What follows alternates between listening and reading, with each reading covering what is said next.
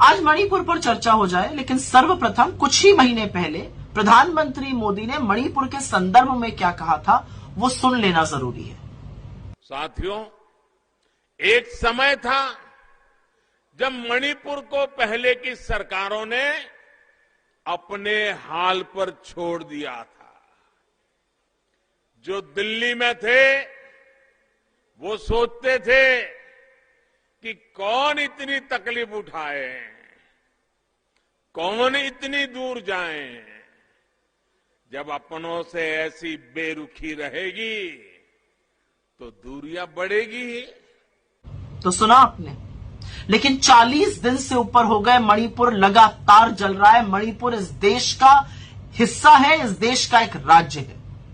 हिंसा का यह आलम है कि लोग एक दूसरे के खून के प्यासे हुए पड़े। 103 लोगों से ज्यादा की मौत हो चुकी है। 60,000 से ज्यादा लोग विस्थापित हो गए। तमाम बिल्डिंग फूंक दी गई है। आम लोगों का, विधायकों का, सांसदों का घर तो जल के स्वाहा हो ही गया था। अब बीजेपी के अपने एक मंत्री का घर जल के खत्म हो चुका है।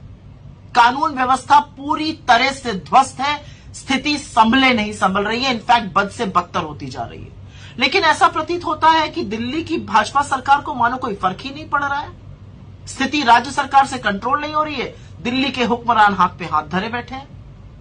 ऐसा नहीं, अमित शाह गए थे वहां पर, लेकिन वो पर्यटन करने गए थे या समस्या का समाधान खोजने गए थे, मुझे नहीं पता। मैं नहीं समझ पा रही हूं, क्योंकि उनके आने के बाद से तो हिंसा और भड़क गई है। कर्फ्यू लगा हुआ है और लगातार हिंसा हो रही है, लगातार लोग मारे जा रहे हैं।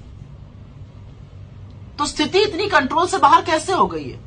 इस देश के प्रधानमंत्री जब वहां पर चुनाव प्रचार कर रहे थे, नरेंद्र मोदी जी, तो अगले 25 साल की नींव रखने की बात करते थे। अब जब हिंसा भड़की हुई है तो ना शांति की एक अपील है, ना एक सार्वजनिक रूप से उन्होंने शब्द बोला है इस हिंसा के खिलाफ, इन मौतों के खिलाफ। और अब तो वो भयावह सच सामने आ रहे हैं जहां पता चल रहा है कि चुनाव जीतने के लिए हेमंतो बिस्व शर्मा, राम माधव और भारतीय जनता पार्टी ने मिलकर उग्रवादी संगठनों का सहारा लिया था। और मीडिया